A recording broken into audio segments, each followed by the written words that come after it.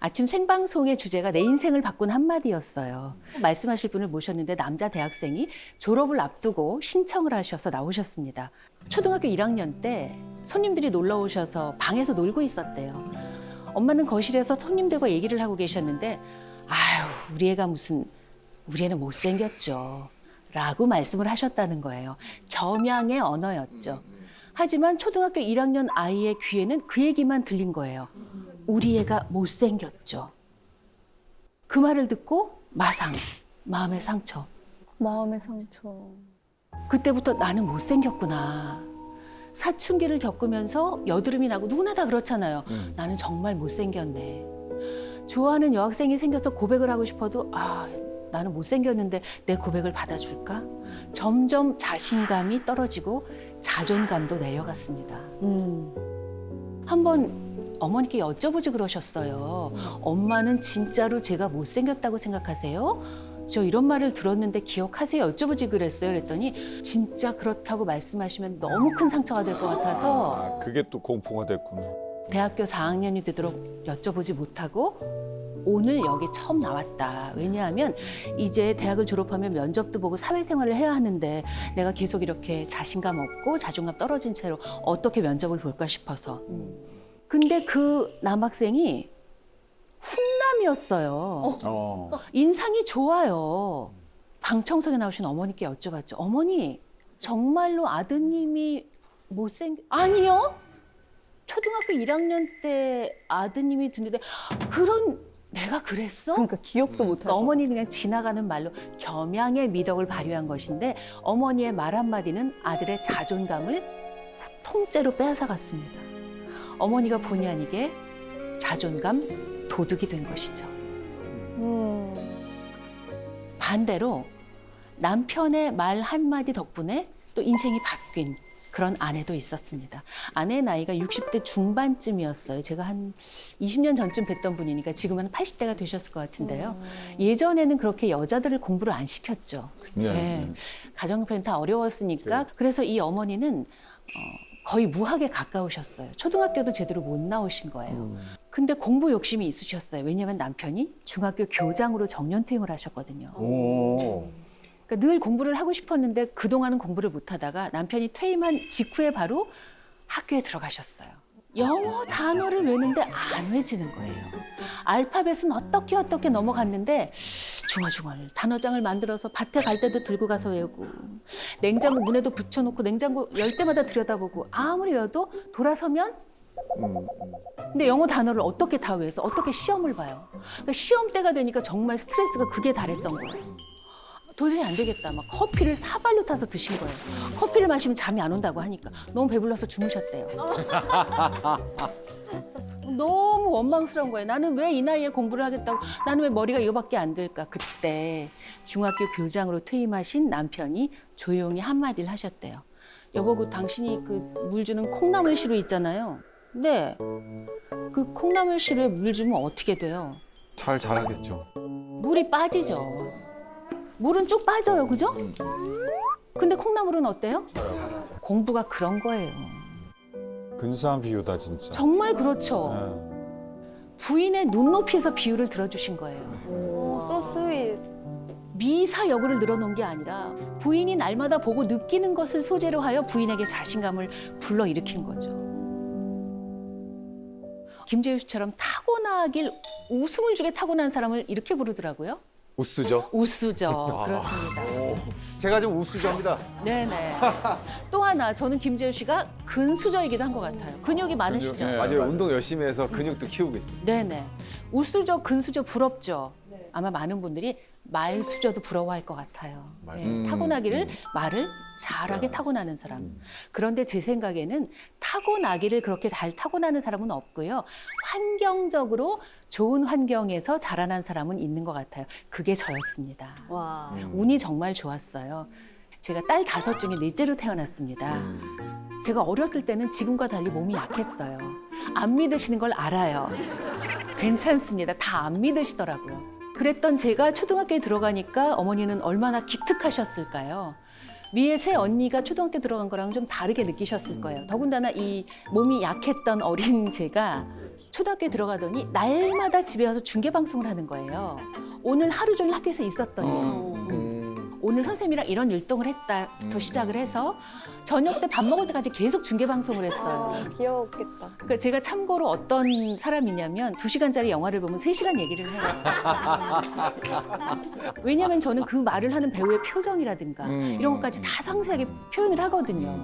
그러니까 어린 시절부터 그랬나 봐요. 근데 저희 어릴 때는 부모님들이 밥상머리에서 말하면 못 나간다. 네, 혼났어요. 복 달아난다고 하셨어요. 아버지가 그러셨어요. 복 달아난다고 빨리 밥 먹으라고. 그때 어머니는 딱 한마디 하셨어요. 놔두세요. 재밌잖아요. 뭐가 재밌었겠어요? 여러분 재미있었을까요? 귀에서 피나죠. 그죠? 아이가 학교에서 하루 종일 있었던 얘기를 6시간 동안 얘기하면 정말 너무 힘들잖아요. 게다가 어머니는 4번째 재방송을 보신 거잖아요. 위에 언니들이 쭉 얘기했을 텐데 그걸 제가 4번째 재방송을 했는데 한 번도 그만하라는 말씀을 안 하셨어요. 아, 대단하시다. 다 들어주셨어요. 대단하시다. 실은 저는 아주 어려서부터 사람을 좋아했대요. 그래서 어머니가 집에 딸린 조그만 미용실을 하셔서 항상 바쁘셨거든요. 근데 저는 이렇게 미용실에 오시는 손님이나 어머니를 찾아오신 손님이 오면 무조건 가서 이렇게 엉덩이를 들이밀고 앉는 아기였대요. 그래서 저는 항상 집에 없었대요. 왜냐하면 그 미용 끝난 그 손님들이 제 손을 잡고 이렇게 항상 동네 마실을 다니셨대요. 그래서 저는 어른들하고 그때부터 이렇게 쫑알쫑알 얘기를 했던 거예요. 그래서 저는 학교 때도 왜 학년 바뀌면 제일 마음에 드는 애한테 가서 안녕 난 이금이야 라고 얘기를 하고 우리 친구하자. 저는 초등학교 때부터 고등학교 때까지 그랬어요. 그리고 제 중학교 2학년 때 처음이자 마지막으로 반장이라는 걸 해보았어요. 저희 반에는 69번과 70번이 있었는데 둘 다 육상부였거든요. 저희 학교가 육상부가 아주 뛰어난 학교였어요. 근데 이 친구들은 수업에 잘 들어오질 않았어요. 대회가 있으면 들어올 수가 없고 합숙 훈련도 하고 그랬으니까. 그래서 그냥 만나면 안녕 이 정도만 하는 친구였는데 어느 토요일 오후에 그때는 집 전화밖에 없었죠. 휴대전화가 없었으니까. 전화를 걸어서 저를 찾는다는 거예요. 우리 반 친구가. 해서 여보세요? 했더니 반장 나 누구야? 그러는데 69번인 거예요. 그래서 안녕? 웬일이야? 했더니 반장 내가 좀 할 말이 있어 그러는 거예요. 저는 무슨 학급에 관한 이야기를 하는 줄 알고 얘기해 그랬는데 그 친구가 1시간 동안 얘기를 하더라고요. 자기 고민을. 저는 얘기를 들으면서 이 친구가 나랑 인사 정도밖에 안 했는데 왜 나한테 이런 얘기를 하지? 라고 생각을 했지만 어린 마음에도 얘기할 데가 없나 보다.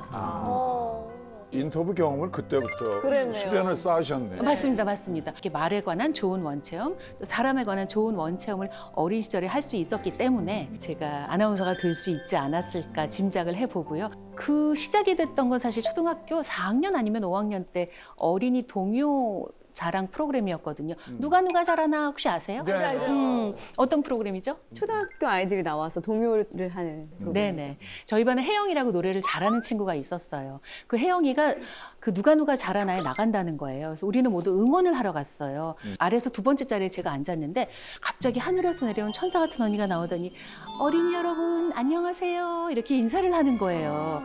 저는 그때 그게 아나운서인지도 몰랐어요. 그냥 어떤 천사 같은 언니가 너무 아름다운 목소리로 우리에게 인사를 해주는구나. 나는 어른이 되면 저런 언니가 되고 싶어 라고 생각을 했어요. 그게 제가 아나운서를 꿈꾸게 된 첫 번째 계기였어요. 중학교 갈 때도 방송반, 고등학교 갈 때도 방송반, 대학 갈 때도 그 대학에 방송반이 있나를 알아보고 갔어요. 그리고 한 번 재수 끝에 아나운서 시험에 합격을 했죠. 제가 제일 처음으로 단독 MC를 맡은 프로그램이 바로 그 프로그램이었어요. 우와, 서사가 있네요. 아나운서 영업 비밀을 좀 하나 말씀드릴까 합니다. 아나운서들은 원래 그렇게 말을 잘해요? 제가 볼 때는 입사 1년 차까지 훈련을 제일 많이 받고요. 그것이 이제 아나운서 생활하는데 토대가 되는 것 같아요. 저희가 처음에 받는 훈련 중 하나는 3분 스피치라는 게 있습니다. 네, 기억하시죠? 너무 신입 때 아주 힘든 시간이었어요. 네, 선배님들 퇴근하시기 전에 쭉 모여서 어떤 주제를 주시면 3분 동안 조리 있게 말을 해야 되는 그 시간. 래퍼로 치면 프리스타일 래퍼. 그런 거죠. 예. 예를 들면은 그냥 자 이금희 씨, 커피에 대해서 이제 3분 동안 이야기했어요. 시작. 그럼 바로 3분 동안 얘기를 해야 되는 거예요. 처음에는 말도 안 되죠. 막 더듬고 막 하고 나중에 화장실 가서 우는 친구도 맞아요. 있었어요. 너무 속상해서 네. 너무 못하니까. 혼나고. 지옥이겠다. 네. 근데 나중에는요. 하게 돼요. 어머나. 훈련의 힘. 예, 훈련의 힘.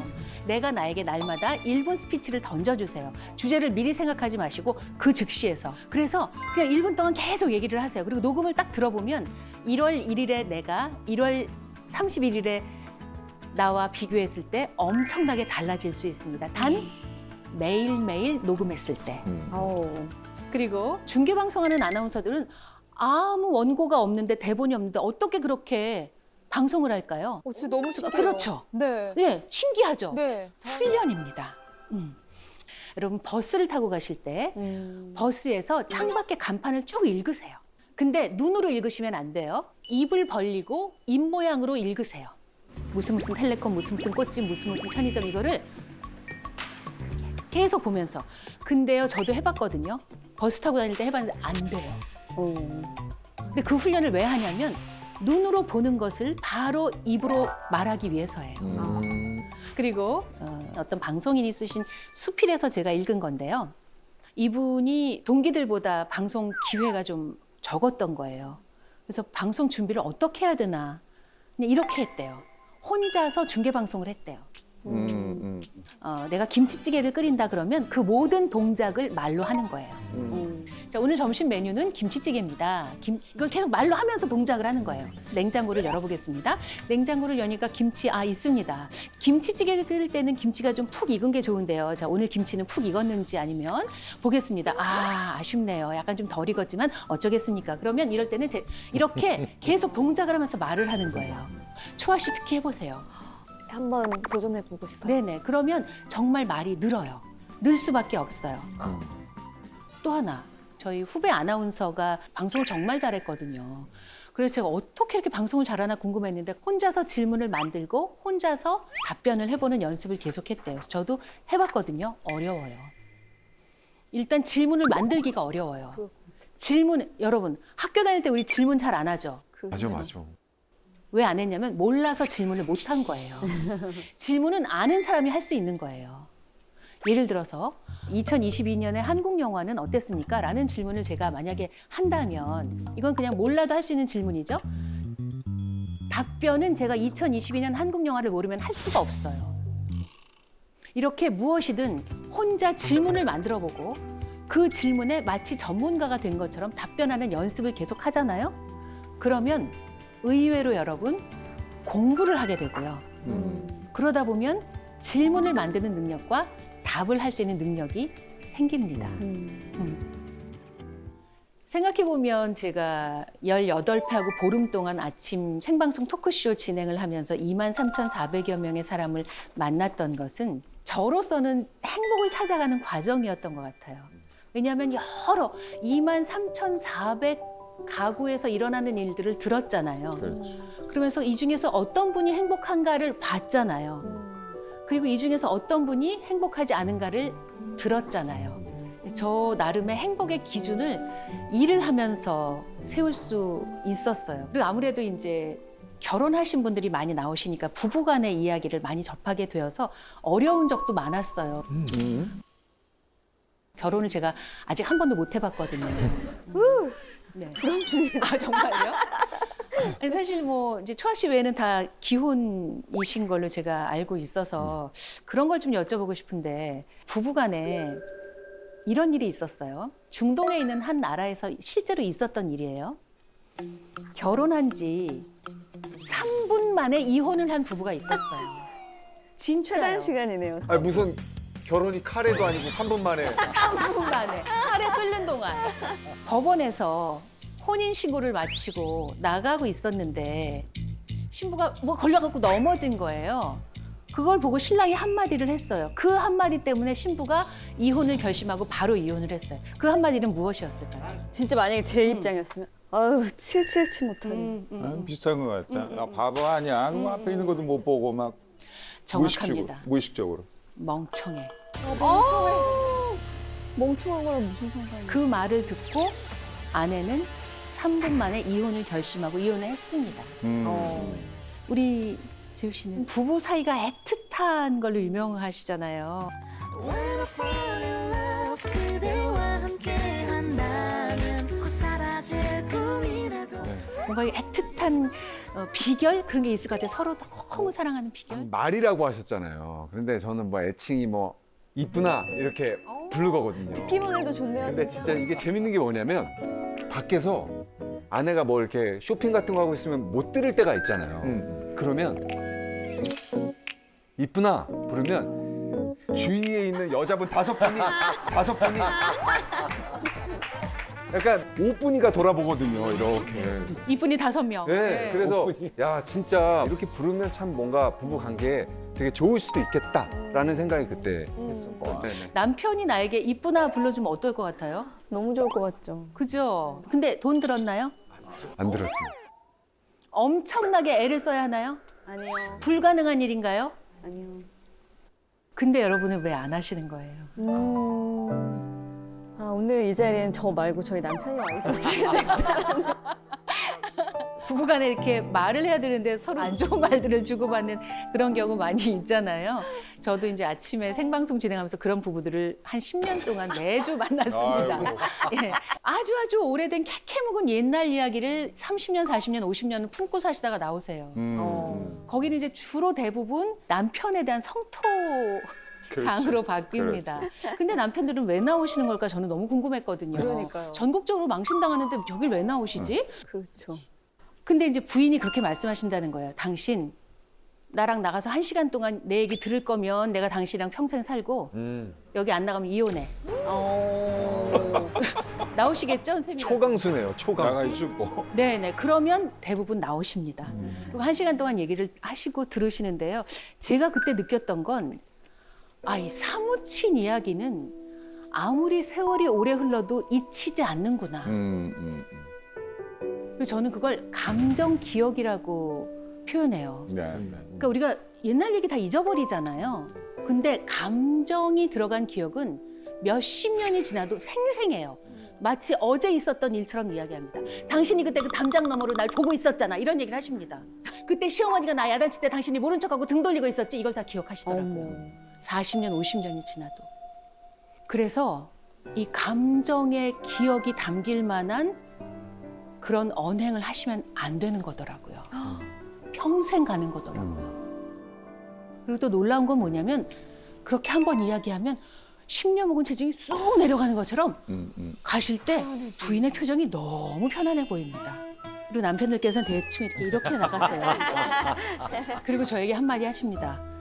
결혼해야지. 제가 속으로 그랬어요. 선생님 같은 분 만날까 봐 못하겠어요. 그건 농담이고요.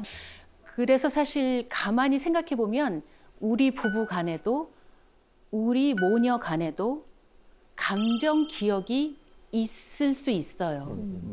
그래서 얘기를 해야 하는데 어떻게 얘기를 해야 하나를 제가 생각을 해봤는데요. 그 감정 기억이 묻어있는 공간을 벗어나셔야 하는 것 같아요. 집에는 상처가 있다. 어떤 건축가가 한 말이에요. 집에선 싸움도 일어나고 누가 아프기도 하고 울기도 하고. 그래서 집에서는 사람들이 솔직하게 이야기를 오히려 못한다는 거예요. 그래서 집에서 나와서 부부간에 모녀간에 요즘 젊은 사람들이 많이 간다는 카페도 한번 가보고 공간이 달라지잖아요. 대화가 달라집니다. 그리고 오래전에 제가 그 어린이 동요대회 하던 그 시절 저희 팀에 아주 오래전이죠.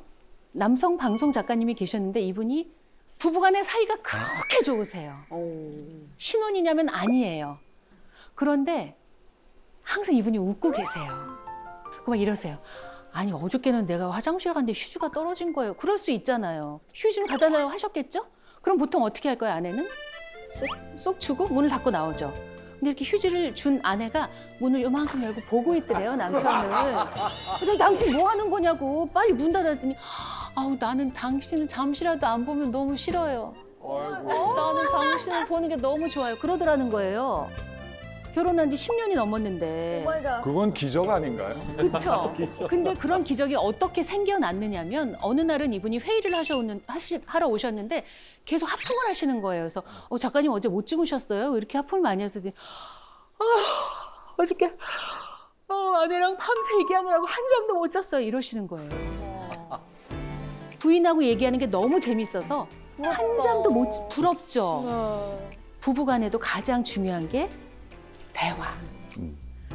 그래서 요즘 젊은 사람들, MZ 세대들에게 이상형을 물어보면 대부분 이렇게 말합니다. 뭐라고 말할까요? 말이 잘 통하는 사람? 네, 그렇게 말하지 않고 티키타카가 되는 사람이에요. 아, 이렇게 말을 합니다. 재벌집 막내 아들 막 이런 드라마 엄청 너무 재밌어요. 그죠? 너무 재밌었죠. 네. 실제로 재벌가에서 비서로 일했던 사람에게 들은 말입니다. 그 비서가 하는 중요한 업무 중에 하나가 설 연휴를 앞두고 회장님은 어느 나라로 여행을 갈지, 사모님은 어느 나라로 여행을 갈지, 큰아들네, 작은아들네는 어디로 갈지를 서로 겹치지 않게 정리하는 거래요. 저는 정말 그분들이 아무리 돈이 많아도 정말 행복할까? 그런 얘기를 듣고 제가 진행했던 아침 프로그램에 나왔던 가족을 보게 되었어요. 쌀집하고 슈퍼를 하는 집이에요. 근데 가족 노래자랑에 온 가족이 나왔어요. 인터뷰를 하는데 깔깔깔깔깔 웃음이 끊이질 않아요. 그래서 아니 어떻게 이렇게 가족이 사이가 좋으세요? 아우 저희는 뭐 이런 고스톱을 쳐요. 이런 얘기를 하시는 거예요. 며느님이. 아 진짜요? 아니 그러면 이렇게 어머니 아버지랑 이렇게 아유 뭐 어려워요. 아버지 지금 똥 먹어 똥 요거 먹어야 돼. 이런 얘기도 해요. 저희는 후수도도요. 이런 얘기 하시더라고요. 정말 웃음이 끊이지 않는지 대화가 끊이지 않는지 저는 이들이 훨씬 행복해 보이더라고요. 네. 그래서 행복의 기준은 뭘까? 돈? 아닌 것 같아요. 대화인 것 같아요. 반대로 대화를 잘 못하는 사람은 저는 이렇다고 생각해요. 상대의 마음과는 관계없이 내가 그냥 고백을 하는 사람. 일방통행인 거죠. 그 고백을 들었을 때 상대가 얼마나 당황하거나 곤란할지, 반대로 얼마나 행복할지 이런 건 감안하지 않고 내가 저 사람을 좋아하니까 말해야지. 가서 무조건 말을 하면 상대가 얼마나 당황스럽고 그리고 사무실에 사람들 다 있는 데서 만약에 고백을 한다고 생각해 보세요. 고백은 그렇게 하면 안 된다고 생각하시면서 왜 대화는 그렇게 하시죠? 그 사람의 마음이 어떨지, 그 사람이 이걸 받아들일 수 있을지, 남들이 보는 걸 싫어하진 않을지 왜 생각을 하지 않으시나요? 저는 고백과 대화가 다르지 않다고 생각을 해요. 미디어학부 겸임교수로 가서 22년 6개월 동안 강의를 했습니다. 22년? 6개월 동안. 예. 22년 6개월 동안 수업을 했는데 뭐가 제일 기억에 남아요? 라고 누가 저에게 묻는다면 저는 티타임이요 라고 답을 합니다. 티타임이란 제가 수업한 지 7년 차쯤 되었을 때 진짜 우리 학생들에게 필요한 거 뭐지? 다 내 후배들인데 얘네들이 나한테 원하는 건 뭘까? 제가 만약에 우리 후배들이라면 저처럼 현업에서 일하고 있는 선배에게 얘기를 듣고 싶을 것 같았어요. 가장 현실적인 조언을 들을 수 있으니까. 그래서 7년 차부터 제가 15년 동안 1,500명의 학생과 1대1로 이야기를 나눴어요. 엄마 아빠한테 의논하고 싶은데 엄마 아빠는 나보다 더 걱정할 것 같은 이야기. 선배한테 의논하고 싶은데 선배는 어디 가서 내 얘기할까 봐 걱정되는 이야기. 친구랑 의논하고 싶은데 친구는 어차피 나랑 경험치가 비슷하니까 별 도움이 안 될 것 같은 이야기. 그런 이야기를 나랑 하면 돼. 어떤 학생들은 울었어요. 처음에는 너무 당황했어요. 카페에서 저랑 1대1로 얘기를 하는데 학생이 울면 제가 야단친 줄 알 테니까 저기 왜 울어? 얘 내가 뭐 잘못했어? 왜 울어? 이랬는데 아니에요. 이러는데 제가 나중엔 알겠더라고요. 내 얘기를 그렇게 집중해서 30분 들어주는 사람이 없어요. 맞아. 쉬운 일 아니에요. 근데 어느 날 이제 티타임이 끝나고 한 학생이 그러는 거예요. 그 다음 주에 정말 죄송한데요. 지난번 티타임 때 제가 선배님 말씀하시는 걸 녹음했어요. 이러는 거예요. 그래서 왜? 그랬더니 뭔가 좋은 말을 하실 것 같은데 제가 받아 적고 싶은데 그러면 이야기 흐름이 끊기잖아요. 그래서 집에 가서 받아 적으려고 녹음을 했어요. 그러는 거에서 제가 아 그래 내가 뭐라 그랬어? 왜냐면 저도 제가 뭐라 하는지 기억이 안 나잖아요. 혹시 무슨 말 실수를 하지 않았어? 내가 뭐라 그랬어? 했더니 선배님이요 27분 30초 동안요 아무 얘기도 안 하셨어요. 들어주기만? 듣기만. 그랬구나. 제가 아까 그 세 마디 얘기한 거 있잖아요. 그랬어? 힘들었겠다. 잘했다. 감탄사만 제가 27분 30초 동안 했대요, 선생님. 잘 들어주는 것이 최고의 관계를 형성하는 지름길이다. 맞아. 이거더라고요. 혼자 말하기 말고 일상생활을 하면서 다른 사람과 대화를 나누며 관계를 잘 만들고 싶으시죠? 네. 저는 약간 이렇게 학교 다닐 때는 이 계속 매일매일 보니까 이게 트러블이 있어도 얘랑 화해를 해야만 하잖아요. 이제 어른이 되고 나서는 한 번 화를 내면 안 봐도 상관이 없잖아요. 그래서 어떻게 화해를 해야 될지도 모르겠고 아예 화를 안 내고 참아버리면 이 사람이 너무 싫고 그걸 참는 방법도 잘 모르겠고 그런 얘기 어른들이 하세요. 순한 사람이 화내면 무섭다. 맞아요. 그건 왜 그런 거냐면 순한 사람은 10번 중에 9번을 참기 때문이에요. 9번 참고 한 번 화내는 거기 때문에 이거는 곱하기 10을 해줘야 되는 거거든요. 그렇죠. 폭발해버려요. 그렇죠. 폭발해버리는 거죠. 근데 기껏 참았다가 한 번 폭발하면 이미지 무너지죠. 관계 힘들어지죠. 일단 내가 너무 싫어. 그래서 그냥 제가 생각한 방법을 말씀드릴게요. 자기 감정을 수치화해보는 게 좋을 것 같아요. 1부터 한 7까지 있다. 친구랑 만나기로 했는데 얘가 또 늦는다고 연락을 해왔어요. 이미 1단계 들어섰어요. 그죠? 근데 그날따라 너무 추워요. 슬슬 화가 오르죠. 2단계. 얘가 막힌다고 더 늦는다는 거예요. 3단계. 안 되겠어. 너무 추우니까 커피를 사러 갔어요. 줄이 너무 길어요. 4단계. 간신히 내 차례가 왔어요. 카드 단말기가 고장이 났대요. 나 현금도 없고 갑자기 5단계. 9단계. 그죠? 네. 나는 이미 부글부글 하고 있고 이미 5단계까지 왔고 친구 얼굴을 보는 순간 어떻게 돼요? 폭발을 하는 거예요. 그럴 때 그냥 한 3단계쯤 됐을 때 그냥 포기를 하시고 그냥 집으로 가시거나 미안해 오늘 너무 추워서 나 너무 컨디션 안 좋아 집으로 갈게 그게 나은 것 같아요. 7단계 돼서 폭발하고 그 친구랑 보내 안 보내 이러는 것보다는 단계 그리고 점수화하는 수치화하는 거는요 객관화시키는 거예요. 내 감정으로부터 객관화. 마치 남의 감정인 것처럼 그러면 화가 숫자로 가버리거든요. 이제 완충지대를 두는 거죠. 수치화. 저 같은 경우는 이제 가까운 사람은 뭐 부탁을 하거나 그러면은 솔직히 상황을 설명했을 때 거절을 잘 하는 편인데 그 모임 같은 거 있잖아요. 저는 이제 일산 살고 있기 때문에 특히 이제 자주 강남에서 만나자 막 그래요. 그럼 나갔다 오면 반나절이 날아가요. 그럼요. 시간이. 근데 그거를 갖다가 거절을 갖다가 완곡하게 어떻게 해야 되는데 거절하기가 조금 힘든 것 같아요. 저도 사실 한때 거절 못하는 병에 걸려서 근데 그게 정말 이렇게 압박감이 와요. 이럴 때 어떻게 거절을 하면 좋을지 좀 생각을 해봤어요. 거절할 때는 그쪽에게 선택권을 주는 것도 나쁘지 않다고 들었어요. 상대방에게. 네네네, 상대방에게. 그러니까 예를 어떤 들면 식으로? 그 모임을 주선하시는 분에게 솔직하게 말씀을 하시는 거죠. 네. 너무 가기 싫어요. 아니 지금 집에서 출발을 하면 강남까지 가는데 2시간 반. 네. 식사하고 저녁에 들어오는데 2시간 반. 5시간이 걸리는데 어떻게 하면 좋을까요? 질문을 해요. 외려. 신박한데요? 네네. 그러면 그쪽에서 5시간이나 걸려요? 그럼 다음번에 우리가 한번 일산 쪽으로 가볼까요? 이럴 수도 있고. 상대가 외려 내 입장을 배려하게끔. 그리고 시간을 조금 벌어라. 지연 작전을 조금 펴라. 그러니까 시간이 지난 후에 거절을 당하면 기대가 약간 사그러져서 덜 화가 난다고 해요. 실제로 냉철한 조언이라는 책에서 그런 구절이 있다고 합니다. 상대가 거절의 말에 상처 입지 않도록 적당한 시간이 지난 후에 정중하게 거절하라. 왜냐하면 대부분의 사람들은 어느 정도 시간이 흐른 후에 거절하는 것은 손쉽게 받아들인다. 그동안 처음에 가졌던 기대감이 상당 부분 사그라지기 때문이다. 아무래도 이제 저도 방송을 하고 말을 직업으로 삼은 사람이다 보니까 상대방한테 어떤 말을 했을 때 저 사람이 정말 기분이 나빠지는지도 잘 알고 있거든요. 근데 그 화살은 꼭 가족에게 쓰는 것 같아요. 밖에 나가서 그런 말들을 쓸 수는 없으니까 그러니까 좀 예쁘게 지적하거나 예쁘게 말할 수 있는 방법을 왜 가족한테는 못할까? 그게 왜 그러냐면 가족은 나라고 생각을 해서 그래요. 그런 거겠죠. 그런데 중요한 건 가족은 내가 아니에요.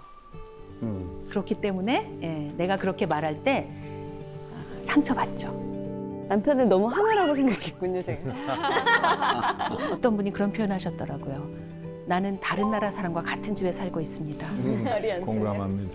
네, 나는 개발도상국이던 대한민국에서 태어나서 살아왔지만 우리 아이들은 선진국 대한민국에서 태어났기 때문에 맞아요, 맞아요. 다른 나라 사람이라는 맞아요. 거예요. 어떻게 같은 나라 사람이 이겠느냐는 거예요. 여러분, 다른 나라 사람이니까 내 말을 이해하지 못하겠지? 여러 번 설명해 주세요. 여러 번 이해시켜 주세요. 짜증내지 말고, 화내지 말고. 아시겠죠? 네. 여러분, 요즘 젊은 사람들이 몇 년 전부터 TMI 그러는 거 들어보셨어요? 네네. 뭐에 준 말이죠? 투마치 much 인포메이션. 네, 무슨 말 하면 TMI 무슨 말이야? 얘기하지 마. 그것까지 알고 싶지 않아. 그렇죠. 내가 왜 그것까지 알아야 돼? 제가 TMI 하나 하겠습니다. 오늘 저는 새벽 5시에 일어나서요. 떡국을 끓여 먹고 왔어요. 오, 그 TMI 아닌데요? 알고 싶지 않잖아요. 뭘 먹었는지 뭐가 궁금해요. 근데 여러분, 그 사람과의 관계는 TMI에서 시작합니다. 여러분이 사랑에 빠졌을 때를 생각해 보세요. 그 사람이 아침에 뭘 먹었는지가 너무 궁금해요. 밥 먹었겠지. 근데 반찬을 뭘 먹었는지가 너무 궁금해요. 그 사람이 회사에 출근했겠죠. 뭘 타고 갔을지가 너무 궁금해요. 차 몰고 갔겠죠. 별일은 없었는지가 너무 궁금해요. 이게 TMI. TMI예요. 즉, 여러분이 TMI 말하는 순간 난 널 사랑하지 않아. 난 널 거부해. TMI 하지 마. 이거는 관계를 단절하겠다는 뜻이에요. 농담 뜨개질이라는 표현을 했어요. 뜨개질 아시죠? 한 코 한 코 나아가요. 내가 농담 한 번, 네가 농담 한 번, 내가 TMI 한 번, 네가 TMI 한 번, 이렇게. 그러면 결국 우리 사이에는 목도리도 완성이 되고 조끼도 완성이 되는데 TMI라고 말을 막는 순간 우리 사이에는 아무것도 이루어지지 않아요. 그러니까 우리 농담 뜨개질을 너무 피하지 말자고요. 친한 사람이랑 한번 해보자고요. 요즘 젊은 사람들 말 중에 좀 이해 안 가는 말 뭐 있으세요? 킹받쥬. 그죠? 네. 아 진짜 킹받쥬 싫어요. 그죠? 진짜 옛날에는 야 왜 화났어? 이건데 요즘에는 킹받쥬. 그러니까. 표정도 이렇게 해야 돼. 맞아요. 진짜 잘하십니다. 그거 진짜 그 뭔가 남을 비꼬기 위한 단어잖아요. 그쵸. 근데 요즘에 어린 친구들이 너무 잘 써. 그러니까 뭐 개자를 붙여가지고 그쵸. 예. 개 맞습니다. 맛있다고 왜 그런 거야? 접도 개는 이게 상스러운 표현이잖아요. 개 귀엽다. 그러니까 왜 그런 거예요? 개꿀. 예. 이런 얘기를 하더라고요. 개는 선생님 말씀하신 것처럼 나쁜 데다 붙이는 거였어요. 개복숭아나 개살구는 먹을 수가 없어요. 그러니까. 떫어서. 근데 요즘은 좋은 거 앞에 개라고 써요. 그렇게 붙여요. 예. 그리고 열받는다. 나쁜 말 앞에 킹을 넣어요. 좋은 걸 붙여요. 제가 생각한 건 이거예요. 요즘 사람들은 자기 감정을 드러내고 싶지 않구나. 좋은 건지 나쁜 건지 알 수가 없잖아요. 그래서 어른들이 킹받쥬 무슨 개꿀 왜 그렇게 말을 해라고 질책을 하지 마시고 나쁜지 좋은지를 말하지 않는구나. 내 감정을 드러내지 않음으로써 상처를 받고 싶지 않은 거구나. 저는 그렇게 좀 이해를 해주시면 좋을 것 같아요. 그리고 이런 광고를 하나 소개해드리고 싶어요. 2013년에 세계적인 광고제에서 큰 상을 받았던 광고였는데요. 여성의 단 2%만이 자신이 아름답다고 생각을 한다는 거예요. 그래서 어떤 광고를 만들었냐면 여러분 몽타주 작가 아시죠? 몽타주 그리는 화가. 네네. 이분들의 특징은 뭐예요? 얼굴을 보지 않고 얼굴을 그린다예요. 설명만 듣고 그리는 거잖아요. 예를 들어서 박은영 아나운서를 보지 않고 가림막 안에서 박은영 아나운서가 자기 얼굴을 설명을 해요.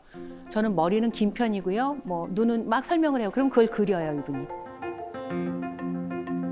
근데 박은영 아나운서를 초아 씨가 자세히 보면서 설명을 해요. 네. 그러면 그 두 장의 그림은 똑같은 박은영 아나운서를 그렸죠. 그런데 다릅니다. 보여드리겠습니다. 자, 이 가운데 어느 쪽이 내가 설명한 나일까요? 왼쪽일 것 같아요. 네.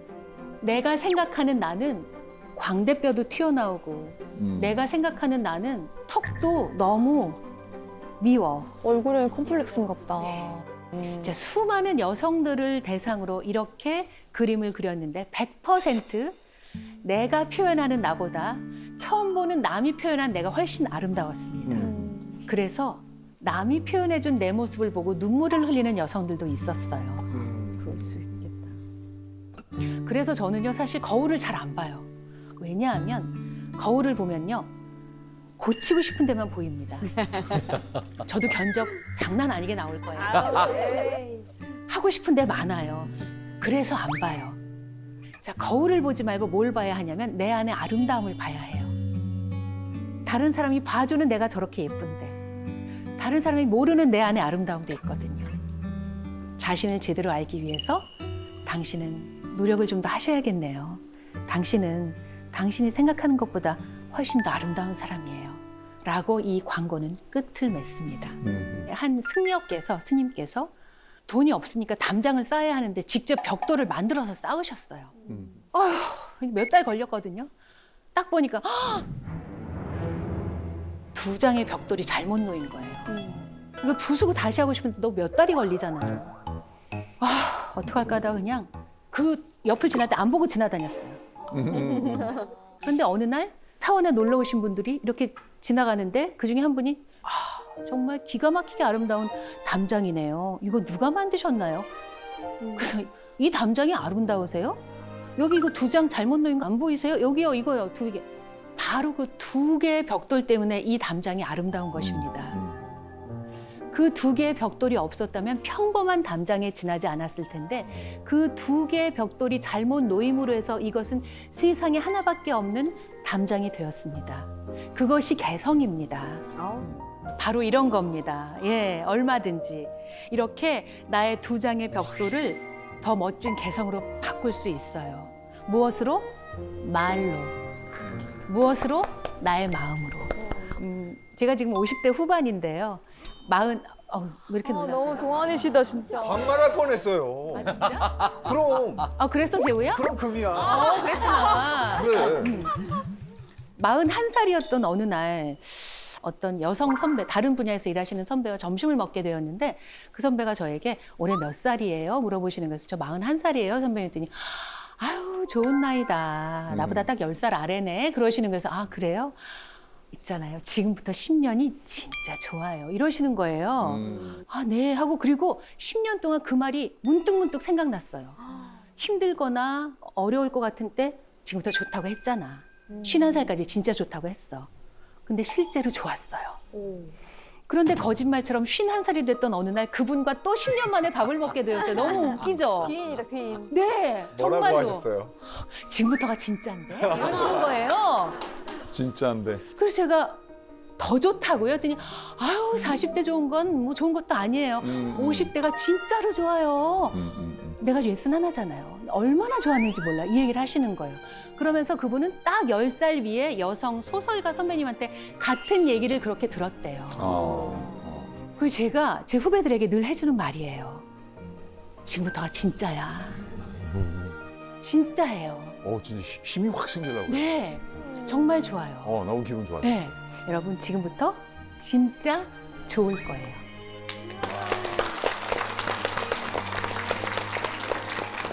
제가 워싱턴하고 뉴욕에 이제 교민 강연을 갔는데 궁금해서 물어봤어요. 사람들이 한국을 떠나고 싶어 하는 때가 있잖아요. 그래서 미국에 살아보시니 미국이 좋으시냐? 한국이 좋으시냐? 60%의 교민은 한국이 좋은데 40%는 미국 최고래요. 저는 미국이 좋다는 분들의 특징을 알아냈어요. 영어를 잘해요. 즉 무슨 말이냐? 사람은 그들의 언어를 이해하는 능력이 없으면 그들과 사이좋기가 어렵다는 거예요. 여자의 언어를 이해하지 못하면서 여자와 함께 살면 사랑으로 시작했지만 고통이 시작될 거예요. 남자의 언어를 이해하지 못하는 여성은요, 혼자 사는 게 훨씬 나아요. 아이의 언어를 이해하지 못하는 부모는 아이를 낳을수록 매우 극심한 고통을 느끼게 돼요. 상대방의 언어, 삶의 언어를 이해하는 능력이 있는 사람은요, 사이가 좋더라고요.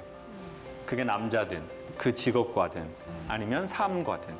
그래서 저는 오늘은 인간의 언어, 삶의 언어, 그리고 나도 모르는 나의 언어를 한번 소개해 보도록 하겠습니다. 저는 모두 다 잘 살고 싶어 한다고 생각합니다. 근데 이제 잘 산다는 걸 보통 부자를 잘 산다고 한대요.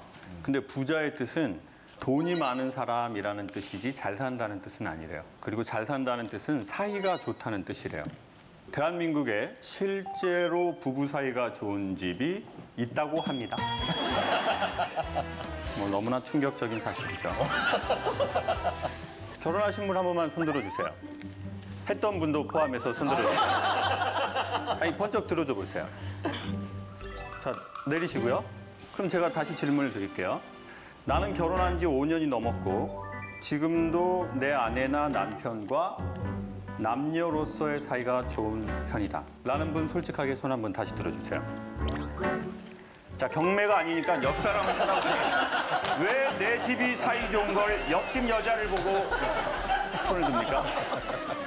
그럼 제가 하나 여쭤볼게요. 성대현 씨는 네. 이제 결혼하신 지는요? 저는 이제 한 어디 보자. 11년. 됐습니다. 네, 어디 보자. 네, 10년 넘었습니다. 그러면은 이제 사이가 좋으신 편이죠. 네네. 연애도 10년 넘게 하고 결혼 생활도 10년 넘게 하고 있습니다. 자, 그러면은 아내 되시는 분이 우리 성대현 씨를 부를 때 호칭을 어떻게 사용하실까요? 요즘요? 요즘은 편하죠. 네, 편하죠. 요즘. 요즘은 그냥 바로 본론으로 들어가죠. 여보, 뭐 밥 먹어요? 이게 아니고 밥 먹어. 밥 먹어. 밥 그럼 먹어. 요즘은 호칭은 별로 없는 거 호칭이 거의 같아요? 없어지는 것 같아요. 좋아요. 네. 김한석 씨도 손 드셨는데 아내 되시는 분이 어떻게 호칭하실까요? 한석 씨. 아니면 여보. 한석 씨 여보. 저 다시 하면 안 될까요? 저는 이제 강의를 하는 사람이니까 여기저기 돌아다니면서 물어봤지 않겠습니까? 실제로 대한민국의 부부 사이가 좋은 집이 한 10% 정도가 있으시더라고요. 그래서 물어봤더니 주로 부부 사이가 좋은 분들은 누구 씨라고 부르는 경우가 있어요. 그 사람의 이름을 직접 부릅니다. 시간이 20년, 30년이 지나도 뭐 한석 씨라고 하죠. 그리고 뭐 자기야, 그 누구 아빠, 그리고 오빠. 오빠도 있어요. 오빠라고 하시죠. 오빠. 그리고 이제 천생연분인 분들이 있습니다. 극소수의 그 니마 그 강을 건너지 마의 할머니 할아버지 같은 그런 분들은 아예 그런 호칭을 쓰지 않아요. 애칭을 사용합니다. 미국식으로 하면 뭐죠? 설마 허니? 허니, 베이비, 그리고 달링이라고 하죠. 요즘은 미국에서 허니라고도 안 하고 스윗 허니라고 하더라고요. 오, 달달해. 네. 느낌 딱 오잖아요. 느낌 와요. 그렇죠.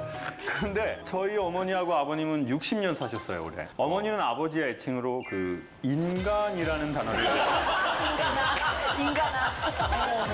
감동적이죠. 와, 확 와닿는다. 가슴 뜨겁죠. 와, 휴먼이야.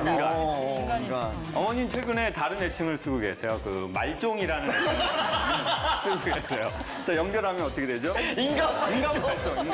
어머니 아버지는 그런 사이인데도 60년을 사실 수밖에 없었어요. 왜냐하면은 사람이 연결하는 것도 쉽지 않지만 헤어지는 것도 쉽지 않거든요. 네. 부부는 그래도 오래 이 관계를 지속하는 경우가 많잖아요. 그러니까 처음에는 좋았는데 오래 지속될수록 관계가 좋기가 쉽지가 않대요. 여러분 지금 그 남편이나 남자친구 그 오빠하고 그 우리가 헤어질 때 무슨 차이라고 하죠? 성격 차이. 성격 차이. 자, 그래서 지금 오빠가 너무 마음에 안 들어요. 그래서 새 오빠를 만났어요. 그러면 그 오빠는 그 예전에 있었던 남자랑 비슷할 것 같아요? 엄청 다를 것 같아요? 비슷하겠죠. 비슷하죠. 그것을 심리학에서는 전문 용어로 도찐, 개찐이라고 해놨어요. 그 오빠가 그 오빠다. 고급스럽다. 물론 오차 범위는 있어요. 아, 이 사람을 만나니 아, 정과 다르구나. 있어요, 분명히. 5%, 10% 있습니다. 아내와 좋은 관계를 유지함에 있어서 나도 혼자만의 있는 시간을 좀 즐기고 아내도 아내 나름대로의 어떤 이겨낼 수 있는 그런 방향 두 가지를 다 잘할 수 있는 방향은 없을까 그런 게 너무 궁금합니다. 얼마 전에 이제 정글에 대한 강연을 했지 않습니까? 근데 저는 세상이 정글 같아요. 이제 상처를 받으면 동굴 깊숙한 곳으로 들어간대요. 실제 동물들은. 그리고 이제 아무것도 먹지 않고 가만히 있는데요. 그래야 호흡이 골라져서 치료가 된대요. 그럼 이때 이제 아내 되시는 분들이 내버려 두시면 되는데 어디서 새꼬챙이를 찾아와가지고 이렇게 나와 이 새끼야, 야 야 나와 대화하자고. 야 나와. 그러면 이제 그 동물이 이렇게 하면서 더 깊숙하게 들어간다고요. 그럼 또 이제 아내 되시는 분이 더 긴 쇠꼬챙이를 찾아와가지고 야 나와 나를 무시해 네가 지금? 그리고는 이제 더 찔러대면은 이제 이 상처받은 동물은 더 깊숙하게 들어가겠죠. 그러면 나중에는 어두움에 길들여져서 빛이 부담스러울지도 몰라요. 그래서 이제 결혼하신 여성분들이나 교제 중인 여성분들이 계시다면 특별히 그 남자가 자기의 마음의 아픔을 어디에 얘기 잘 못하는 남자라면 자기 혼자 가만히 쉬고자 하는 공간이 필요할 거다. 그리고 그건 나를 외면한 게 아니다.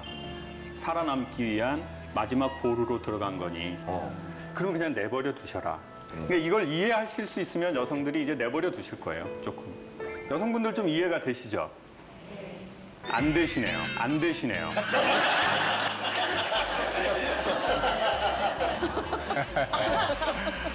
여러분 지금 결혼하신 여성분들 지금 남편과 계속 살 계획이 있는 건가요? 만약 그렇다면 남자의 언어를 한번 소개해 보겠고요. 그리고 왜 학교 다닐 때 놀던 여성들이 시집은 잘 간다고 할까요? 시간에. 그렇죠? 너무 잘 가. 그렇죠. 저 너무 잘 간다는 걸 너무 세속적으로 소개해 볼게요. 첫 번째, 남편분이 경제력이 매우 좋아요. 두 번째, 남편과 너무나 사랑하는 사이예요. 맞아. 그리고 그 여성분은 이제 놀지 않아요. 그래, 맞아. 깜짝같이 속아. 교회 권사님이 되셨어요. 교회 권사님이 되셨어요. 회개. 모든 어두움은 회개했어요. 맞아. 근데 많이 놀아봐서 원이 없어요. 네? 그리고 오빠도 너무 많이 만나봤어요. 이 오빠 만나보고 저 오빠 이제 만날 오빠는 주님밖에 계시지가 않아요. 맞아. 그리고 항상 감사해요. 이걸 자족이라고 하거든요. 저는 어떤 사람들이 상대적으로 행복한지 알아냈어요. 원이 없는 사람이요. 그러니까 놀아봤다는 건 뭐냐면 자기가 뭘 원하는지를 알았다는 거예요. 뭐에 반응하고 뭐에 집중하는지를 알았다는 거예요. 그러니까 이제 그 원하는 걸 해봤어요. 사람이 별로 원이 없는 거예요. 작은 거에서도 감사하고. 근데 이제 자기가 원하는 게 뭔지 모르는 사람이 있어요. 그러면 이제 이게 시간이 지나면 한으로 바뀌어요. 원과 한의 합성어가 뭐예요? 원한. 어디를 떠돌아요? 부천. 무서워. 네, 현대사회 구천이 어디예요? 백화점. 안 사. 그냥 떠돌아. 백화점 계속 떠돌아. 안 사. 그냥 떠돌아. 안 사. 그냥 떠돌아. 떠돌아봤지 못할 때, 그렇지? 나 많이 봤어. 진짜 떠도는 사람들. 어떡해. 그리고 자기가 원하는 게 뭔지 모르고 자기가 해야 할 것만 하는 사람이 있어요. 그러면 이제 나이가 먹기 시작하잖아요. 그럼 나 없으면 안 된다는 생각을 되게 많이 해요, 이 사람은. 이게 메시아 컴플렉스라고 하는 거예요. 내가 없으면 안 돼. 이 회사가 나 없으면 안 된다고 해요. 나 없으니 안 되던가요? 더 잘 돼. 더 잘 돼. 축제의 분위기. 아나운서들 회식했단 말이에요. 눈물이 나네요. 자, 이 사실을 누구나 몰라요. 나만 몰라. 나만 몰라. 그리고 그 사람이 제일 좋아하는 말은 이거예요. 당신이 없으면 안 돼요. 그렇지. 근데 어느 날 당신이 없어도 잘 돼. 그러니까 좀 마음이 섭섭해요. 알고 봤더니 이걸 정서적 허기라고 한대요. 무슨 말이냐면 내 정서가 뭔가 원하는 게 채워지지 않았거나 아니면 내 마음이 목마르거나 화가 나 있거나 기분이 안 좋거나 스트레스를 너무 받았는데 배가 고프다고 느끼거나 물건이 나는 없다라고 느끼는 거래요. 그러니까 여러분들 화나고 스트레스 받고 뭔가 욕구가 불만일 때 어떤 음식이 땡기세요? 맵고 짜고 당고. 보세요. 우리는 배운 적이 없지만 다 똑같다고요. 스트레스를 받을 때 매운 거 먹어라 누가 이렇게 하지 않았어요. 그런데 매운 거, 막 얼큰한 거, 그리고 막 짠 거. 근데 음식과 이게 한 파트가 있고 또 한 파트는 뭐냐면 물건이 없다고 느끼는 거예요. 난 물건이 없어. 사실은 정확하게 말해선 마음에 드는 물건이 없는 거래요. 즉 자족하는 물건이 없는 거지 물건이 없는 게 아니래요. 여러분 오늘 여기 스튜디오에 오시려고 옷장을 열어봤어요. 가을이 되기 시작했죠. 옷이 없어. 입을 만한 옷이 없어. 오늘 신청하고 안 온 분은 옷이 없기 때문에 못 온 거예요. 들만한 백이 있던가요? 여성분들? 없어. 이때까지 봉지 들고 다녔어, 봉지. 봉지에 매직으로 브랜드 써가지고 너무 창피해. 난 무서워요. 아무것도 없어, 진짜. 근데 작년, 재작년에 사셨어요? 안 사셨어요? 사셨죠. 근데 올해 들만한 게? 없죠. 어쩌면 이건 정말로 물건이 없는 게 아닐 거예요. 내 마음의 원을 내가 모르는 걸 거예요. 근데 내 마음의 원을 아는 사람들이요, 나타나는 특징이 있대요. 즉, 건강한 사람. 건강은 굳세다 건, 편안하다 강이라는 뜻이래요. 근데 내면 세계가 건강한 사람들은요, 특징이 있대요. 첫 번째, 계절의 변화를 알기 시작한대요. 지금 이제 급격하게 가을이 됐죠. 네. 그러면 이제 가을이 되면서 이런 분들이 있어요. 아, 이게 지금 완전 아침 저녁으로는 가을인데? 이러는 분이 있어요. 있어, 맞아. 여러분이 최근에 그런 느낌을 느끼셨거나 멘트를 하셨다면 여러분은 건강하시고 여러분 주변에 있는 사람들은 여러분과 관계 맺기를 좋아하실 거예요. 했지. 자, 그런 거 한번 하시면 손 한번 들어보세요. 유독 추웠어 아침에. 자, 내리시고요. 유독 너무 더웠다가. 지금 손 드신 분들은 다 표정이 이래요. 손 안 든 분들 어떤지 아세요? 내면 세계가 건강할수록 감수성이 좋고 계절의 변화를 인지하고 인식한대요. 더 좋은 사람은 그걸 코멘트하고. 그런데 내면의 건강을 잃으면 계절의 변화를 2개를 알아낸대요. 덥다, 춥다. 꽃은 언제 아름답냐면요, 당신 안에 꽃이 있을 때래요. 그래서 사람은 꽃밭으로 가면 자기 안에 꽃을 발견할 수도 있대요. 그러니까 건강해지면 자연을 보지만 자연에 자꾸 가다 보면 건강해지실 수도 있대요. 그리고 나하고 사이가 안 좋으면요, 되게 많이 불안해지기 시작해요. 그리고 미리 염려를 갖다가 써요. 염려라는 말은 무슨 뜻이냐면요, 몸과 마음이 한 장소에 있는 게 아니라 몸은 여기 있고 정신이 과거나 미래로 돌아다닌다는 뜻이래요. 근데 불안은 계속 찾아오거든요. 왜 이게 자연에 가서 좋은 산책을 할 때 없어지나 봤더니, 산책을 할 때는 산책이 좋으면 몸과 마음이 여기에 있게 되더래요. 여러분, 만약에 강연이 재미있으시면 여러분의 마음은 지금 여기에 있어요. 근데 강연이 재미가 없기 시작하면 자꾸 시계를 보면서 전철만 끊겨와. 차도 없는데 씨. 완전 짜증나 씨. 그러니까 사람은 좋으면 여기에 있어요. 근데 좋지 않으면 정신이 어디 가 있어요. 그러니까 좋은 거를 자꾸 해보시면 마음이 여기로 돌아오실 거예요. 근데 마음에도 길이 나거든요. 그러면 이제 나중에 그 길로 가시는 거죠. 마음의 길로. 두려워하지 마십시오. 지금까지 잘하셨던 것처럼 잘 되실 거예요. 그리고 사람은요, 여기에서 잘 자라던 나무를 새 땅에 옮기잖아요. 4배의 악력이 필요하대요. 그러니까 지금 전에 있던 잔가지들 다 잘랐기 때문에 지금 힘드실 거예요. 그러면 어떻게 하면 되냐면요, 나무 수액 맞으면 됩니다. 그게 이런 어떤 강연이 될 수도 있고, 책이 될 수도 있고, 종교가 될 수도 있고, 또 가족의 사랑이 될 수도 있고, 내가 나에 대한 돌봄이 될 수도 있고, 혹시 이직을 하셨거나 그리고 뭔가 새로운 땅에서 새로 시작하려고 하시는 분이 계시다면, 우리가 4배 힘들다는 걸 인정하면 우리의 힘듦이 조금 이렇게 좀 다독거려질 겁니다.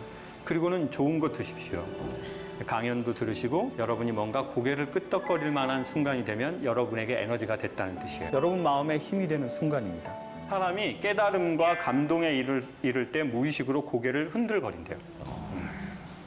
그러니까 고개를 끄덕거릴 만한 사람이나 그런 단체하고 만나시라고 추천드리고 싶어요. Can you tell me how we got in this situation? I can't seem. 그리고 사람은 마음이 건강해지기 시작하면은요, 콧노래를 자기도 모르게 부르기 시작하더래요. 여러분, 화날 때 노래 나오진 않죠? 네? 막 염려가 있을 때 노래 나오진 않잖아요. 최근에 콧노래를 하신 적 있으시면 여러분 건강하신 거예요. 주변에 그런 분들 있죠? 되게 소울 있게 노래하시는 분들. 네? 막 완전 소울 있게 막 내 나이가 네? 막 이런 개보 없는 춤 춰가면서. 네? 내 나이가 어때서 사랑의 나이가 있나요? 영혼 맑은 분들이에요. 진짜 그런 분들하고 친구 먹으세요. 사람은 같이 지내다 보면 물들거든요. 제가 보기에 교육보다 더 센 거는 물드는 거예요. 여러분, 이런 강연 프로그램 자주 보시잖아요. 공부하려고 하지 마세요. 그리고 뭐 받아 적거나 이런 거 하지 마세요. 결코 다시 보지 않을 거예요.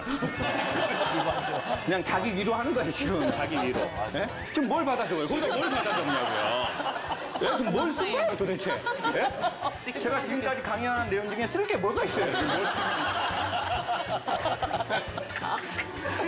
안 써도 되고 제가 보기에 사람은요 좋으면 복제해요. 그러니까 예전에 REF를 아이들이 좋아하면 그 사람들이 입는 옷 자기가 따라 입으려고 하잖아요. 진짜 적절한 표현이다. 그걸 누가 공부해요? 누가 REF를 공부해야 하냐고요. 좋으면은 그 사람 흉내내는 거죠. 예. 여러분 최고의 강한 교육은 좋아하는 거거든요. 그러니까 좋은 거 하고 정기적으로 가까이 하고 어우러지고 같이 놀다 보면 어느새 저희가 변해 있을 겁니다. 그리고 건강한 인간은 유머 감각이 저절로 생겨난대요. 저는 이제 개그를 또 전공하지도 않고 또 개그맨도 아니잖아요. 근데 그걸 좀 저도 모르게 어머니한테 받았더라고요. 저희 어머니는 이제 아버지하고 60년을 사셨는데 어머니는 아버지 때문에 좀 힘든 삶을 많이 사셨어요. 아버지가 청각장애 있으세요. 그래서 저는 아버지를 잘 몰라요. 아버지랑 대화를 해본 적이 좀 별로 없거든요. 그리고 저희 아버지가 이제 일반적으로 그냥 노동일을 하셨는데 겨울에는 일이 없잖아요. 그래서 아버지가 그림을 하셨어요. 우산된 남자를 하셨어요. 그래가지고 이제 노동일로 버신 돈을 사회에 환원하신 거예요. 아버지는 100% 환원을 하셨어요. 그래서 이제 무소유를 이루셨죠. 그리고 집에 오셔서 어머니하고 그 UFC를 많이 하시더라고요. UFC. 어머니는 다음날 파트라슈가 되셨어요. 그래서 어렸을 적부터 되게 밝은 척을 많이 했어요. 우리 집안이 엄마하고 아빠가 사이 안 좋다는 것을 별로 티내고 싶지 않아서. 그래서 밖에서는 엄청 막 까불었어요. 가면을 쓰고 살았던 것 같아요. 그러니까 제 모습을 보여주고 싶지 않았어요. 그런데 너무 다행히 어머니한테 큰 유산을 받았어요. 어머니는 뭐 신앙도 없고 어머니는 술도 안 드시거든요. 그러니까 이제 아버지하고 너무 힘든 거를 어머니는 오직 이 말로 이걸 반전하면서 사셨던 것 같아요. 그래서 제가 엄마 아버지 뭐 아파? 어떠셔? 항상 아파. 느그네비는 항상 아파. 개미가 지나가도 아픈 놈이다, 저놈이. 네. 그리고 엄마 나 강의하다가 뭐 홍삼을 좀 받았네. 아버지 드려. 엄마도 같이 잡숫고. 그럼 보통 이제 엄마들은 야 뭐하러 그런 걸 보내니? 엄마 잘 먹을게. 뭐 이러잖아요. 짱호가 이런 거 보내지 마. 느그네비 이런 거 많이 먹으면은 죽은 때 얼른 안 뒤져버려. 보내지 마. 보내지 마. 보내지 마. 근데 그게 제가 이제 물들지 않았겠어요? 그러다 보니까 어느 날 제가 강의를 딱 하기 시작했는데 엄마처럼 상황을 바라보는 게 있더라고요. 유머라는 말의 뜻은 웃기다는 뜻이 아니래요. 휴먼이라는 말에서 파생된 말이고요. 뜻은 흐르다, 예상치 못한 놀라움, 반전이라는 뜻이죠. 그러니까 진짜 유머의 힘은 가볍게 웃기는 것도 있지만 힘든 삶을 탁 틀어내는 힘. 그러니까 엄청 위대한 힘이죠. 남자하고 여자하고 어떤 식으로라도 관계를 맺으려면요. 사실은 여성들은 남성의 언어, 즉 남성의 심리를 이해하면 상당히 유용해요. 남성의 언어를 제가 한번 지금 간단하게 소개해 볼게요. 남성은 웃기는 여성을 좋아할까요? 여성은 웃기고 유머러스한 그런 남성 좋아하죠. 네. 근데 남성은 막 유머러스한 여성 좋아할 거 아니에요? 싫어하더라고요. 아, 그게 왜 그래? 좀 싫어하더라고요. 그러니까 아무리 예뻐도 웃기면은 이렇게 웃기는 해요. 너무 재밌으세요. 화가 나네. 그리고 너무 재밌으세요. 개그맨이 들을 당이 아니네. 개그를 잘못 아니야. 왜냐하면 보수적인 남성일수록요. 자기를 웃기는 여성을 좀 덜 선호하더라고요. 그러면 어떤 여성을 선호하나 봤더니 좀 웃어주는 여성을 선호하더라고요. 맞아. 그렇죠. 여보, 뭐 매운탕 먹을까? 그러면 뭐 당신 좋아하면 먹지 뭐 이렇게 웃으면서 하면 기분이 완전 좋다고요. 그리고 안 해줄 거면 이렇게 하세요. 여보, 이렇게 웃으면서 여보 오늘은 집에 있는 거 먹으면 안 될까? 다음에 꼭 할게. 기분이 그렇게 나쁘진 않죠. 그럼 다음에 또 해달라고 할 때 여보 오늘은 집에 있는 거 먹으면 안 될까? 여보 오늘 내가 정말 미안해. 오늘은 재료가 없어서 오늘만 집에 있는 거 먹으면 안 될까? 계속 그렇게 하자. 여보 나중에 제사상에 올리면 안 될까? 여보 내가 살아생전에는 어려울 것 같아요. 오늘은 여보 살아서는 집에 있는 거 그냥 먹고 당신이 죽으면 내가 진짜 정성껏 해가지고 제사상에 올릴게요. 여보. 그렇게 덜 기분 나빠한다고요. 근데 거기에서 두 종류의 또 여성분이 있다고요. 딱 여보 뭐 매운탕 좀 먹으면 안 될까? 맨날 지가 좋아하는 거 먹으려고 있어야 돼. 맞아. 말을 안 하려고 해도 막 안 했어. 그냥 날만 추워지면 매운탕이야 그냥. 돌아가신 시아버지도 그렇게 비린 걸 좋아하더라고. 그냥. 저 집안이 생선을 많이 먹어. 그러면 이제 와이프하고는 좀 안 맞고. 그렇구나. 맞아. 그리고 여성분들이 젊으실 때보다 나이가 드시고 나서 사람 웃기려고 하는 게 더 심해지는 분들이 있더라고요. 네. 요즘 갱년기 지나시고 나서 이제 분위기 이렇게 해야 집안이 분위기가 좋아질 줄 알고 뭐 여보 뭐 매운탕 뭐 어떻게 하면 어떻게 매운탕 이게 웃겨서 웃는 게 아니라 남은 내 인생이 어처구니가 없어서 웃는 거야. 진짜 남자는 웃긴 녀석 아니에요, 진짜. 그래서 개그우먼 분들한테 사석에서는 절대 웃기지 마세요. 사석에서는 그냥 엘레강스. 그리고 그냥 방송 나갈 때만 웃기시고 사석에서는 그냥 안녕하세요 하고 뭐 네네 이런 게 좋지. 어떻게 생각하세요? 매우 동감합니다. 왜냐면 그쵸. 개그우먼들이 소개팅할 때 잘 되는 경우가 극히 드물어요. 왜냐면 직업병이라는 게 있어서 보통 남자들이 실물이 예쁘시네요. 이러면 다 뜯어 고쳤어요. 이미 거기서 얘기 끝났어. 이미 얘기 끝났어. 그리고 표정도 예 고맙습니다. 이렇게 하면 딱 될 거를 이게 직업병이라는 게 너무 무섭더라고요. 그 앞에서 웃고 연락 안 하게 돼 있단 말이에요. 어쩜 그렇게 다음에 만나자고 철석같이 얘기해놓고 집에 가면 연락한다고 해놓고 집에 아직도 안 간 모양이에요. 집이 사당이라고 해놓고 사당이라고 해놓고 그러니까. 그거 봐요. 자, 웃어준다는 게 뭐냐면요. 박수 치는 거예요, 당신한테. 당신 너무 대단하네요. 이게 바로 이태리 남자들이 전 세계 여성과 사랑에 아주 빨리 빠지는 이유예요.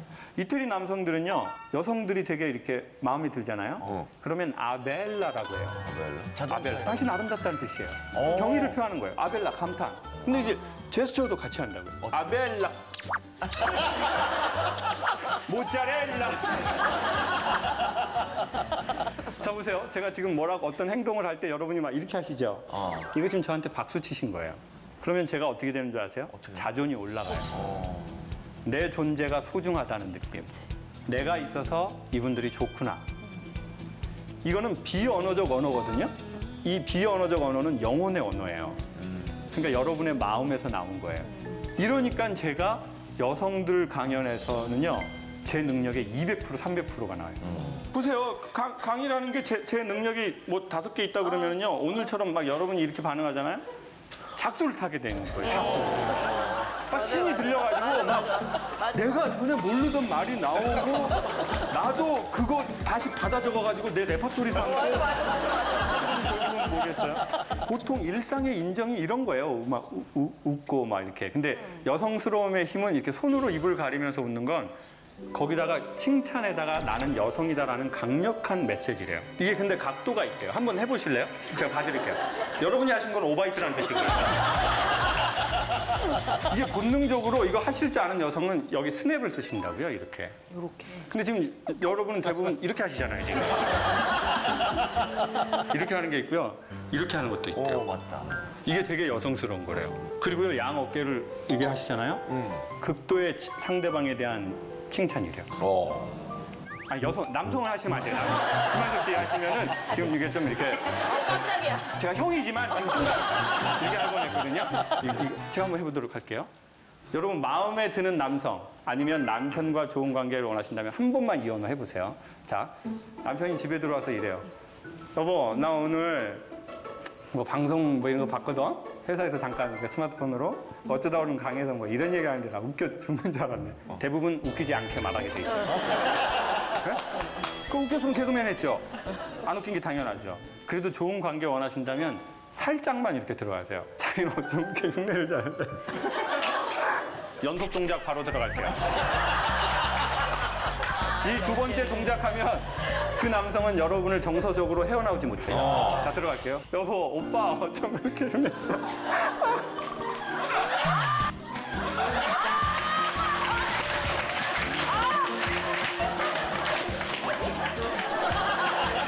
이게 다 언어예요. 지금 우리가 이런 언어를 너무 모르는 거야. 왜냐? 나는 내 어머니에게서 배운 언어를 자연스럽게 쓰는 거거든요. 어머니가 안 썼고 내 주변 사람이 안 쓰는 언어는 나도 어색해요. 보수적인 사람일수록요, 자기의 액션에 대해서 리액션하는 사람에게 시선이 계속 가요. 자 보세요. 오 이런 거라고요. 오 맞아. 다 이렇게. 그러면 이제 제 자존이 올라가고 우리의 관계는 우호적이 되는 거예요.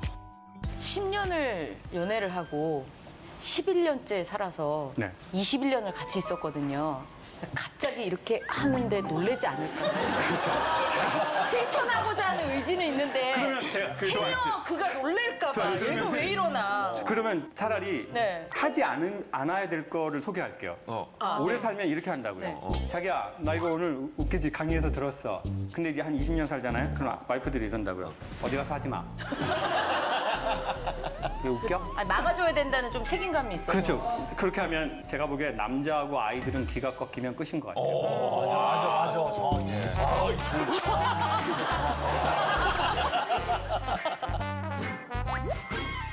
왜냐하면 자보세요. 살다가 사업이 안 될 수도 있어요. 맞아. 죽을 뻔한 고비를 넘길 수도 있어요. 비난을 받기도 하고 망하기도 하고 빚을 지기도 하는데 그때 없으면 안 되는 게 기거든요. 기운. 내가 여기서 해야 되겠다. 살아야 되겠다. 이 기운이 꺾이면 그냥 다 끝이라고요. 그러니까 기운을 살리는 건 못해도 꺾진 않았으면 좋겠다는 말이죠. Go head up to the bed, and all that's in my head is when I wake up to yawn, and then I stretch my arm. 저는 이제 강연을 보통 이렇게 하잖아요. 끝나면은 어머니들이 다 와서 물어보는 거예요. 김 선생은 결혼했냐요?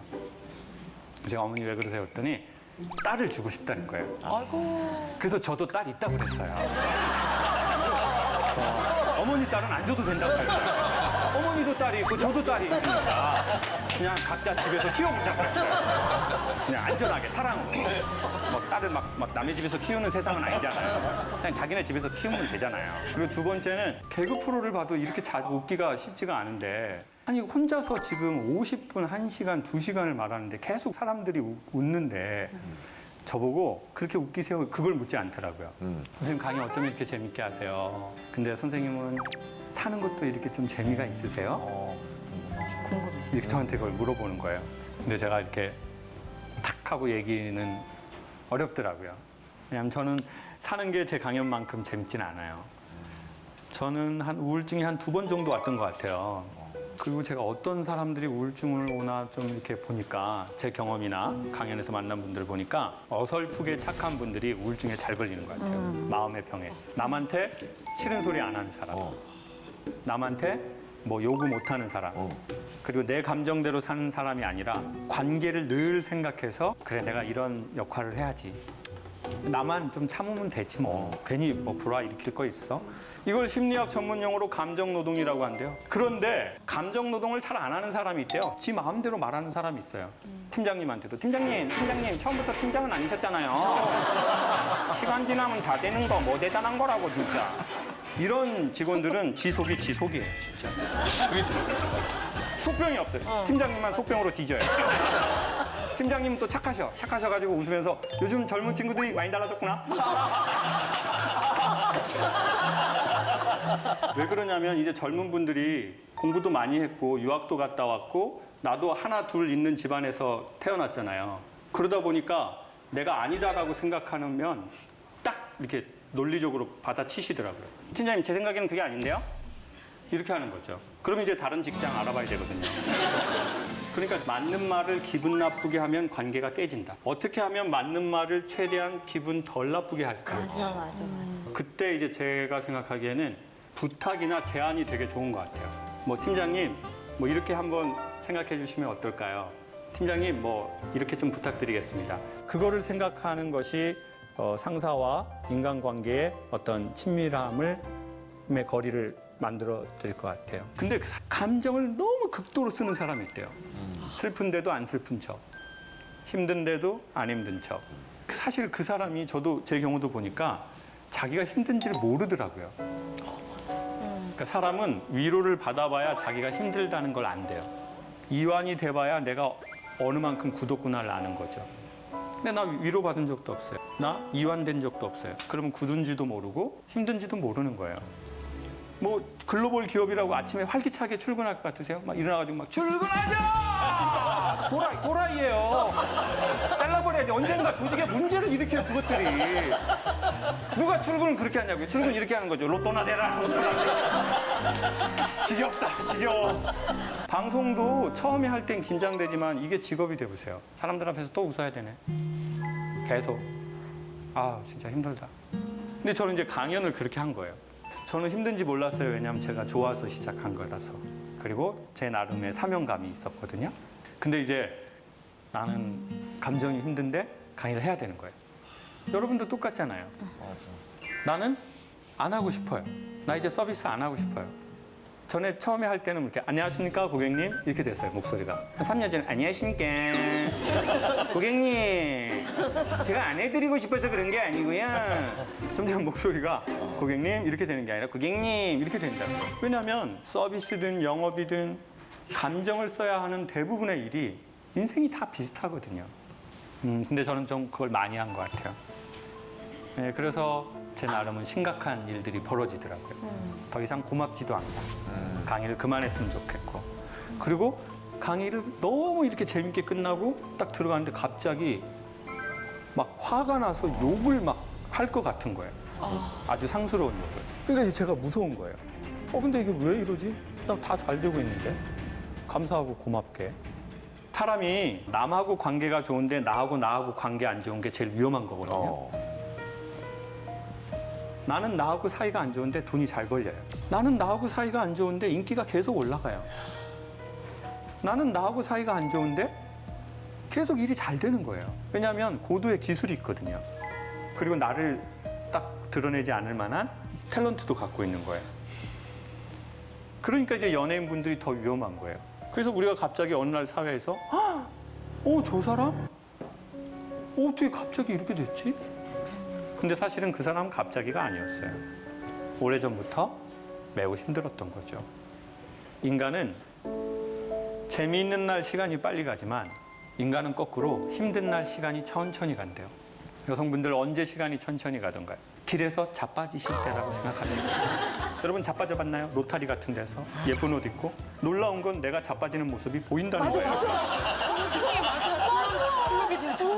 의학적으로 설명할 수 없어요. 안 아파요. 인간은 너무 창피하면 고통을 느끼지 않아요. 그리고 벌떡 일어나요. 집이 이쪽인데 반대쪽으로 걸어가요. 남자들이 자그마치 하는 소리가 들려요. 피난다! 완전 아프겠다, 저 여자. 나는 다리에서 뭐가 흐르지만 고통을 느끼지 않죠. 이거 땀인가? 피해. 그럼 절대 하면 안 되는 게 벌떡 일어나려고 하면 안 돼요. 왜냐하면 이미 지금 다쳐서 뼈가 부러졌는데 벌떡 일어나잖아요. 반드시 일어나지 못한대요. 어떻게 해야 될까요? 잠깐만 죽은 척하고 이렇게 있어요. 그러면 사람들한테 도와달라고 하든 짚고 있던 핸드백이나 우산을 들치고 이렇게 일어나야지, 창피하다고 벌떡 일어나려고 하면 다시 또 넘어져서 더 큰 상처를 받는 거예요. 이건 비단 빙판길 얘기가 아니라 사람 사는 거랑 너무 비슷한 것 같아요. 갑자기 마음이 넘어지잖아요. 벌떡 일어나려고 하면 안 돼요. 일어나지 못해요. 이미 뼈가 부러졌거든요. 그럼 벌떡 어떻게 내가 일어나지? 이렇게 할 수가 없다고요. 잠깐 그 자리에 조금 창피하지만 이렇게 엎드려 있으세요. 그러면 사람들이 와서 10명에 한두 명은 도와줘요. 아니면 뭘 짚고 일어나면 돼요. 아니면 도와달라고 하면 돼요. 근데 길거리에서 넘어지는 건 별거 아닌데 정신적인 문제가 생기잖아요. 그러면 뇌는 살아남기 위해서 계속 시간을 늘리게 돼 있어요.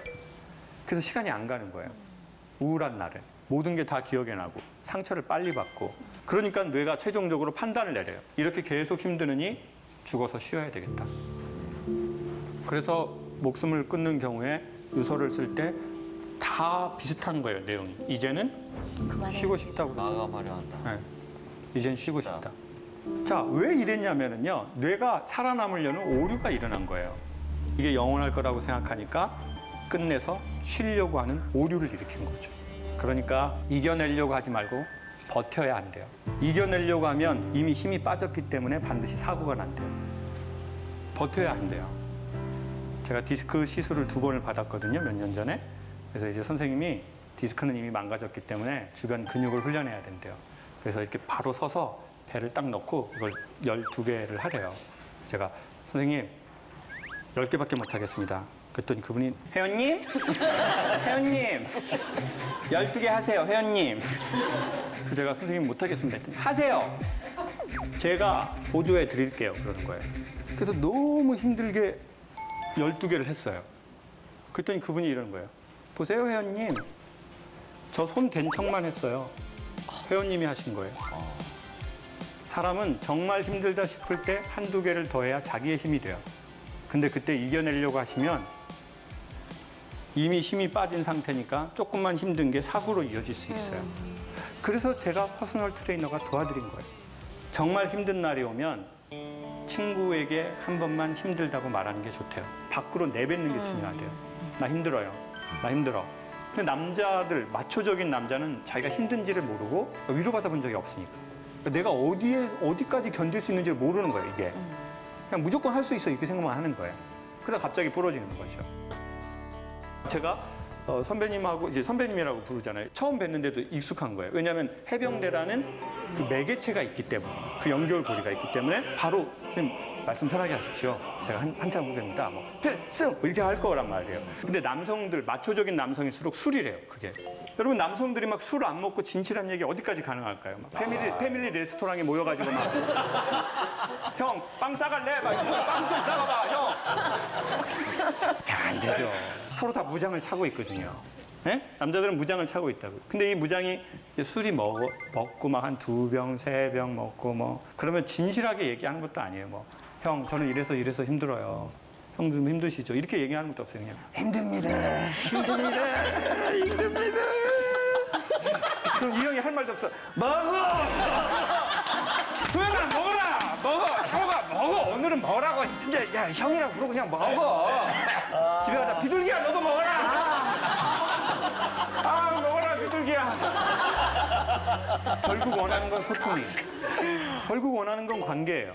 내가 무장 가득 찼던 거 더 이상 무장 차면 죽을 것 같거든요. 그러니까 강제적인 화학적 요소로 이걸 딱 풀고 원초적 모습을 내보이는 거죠.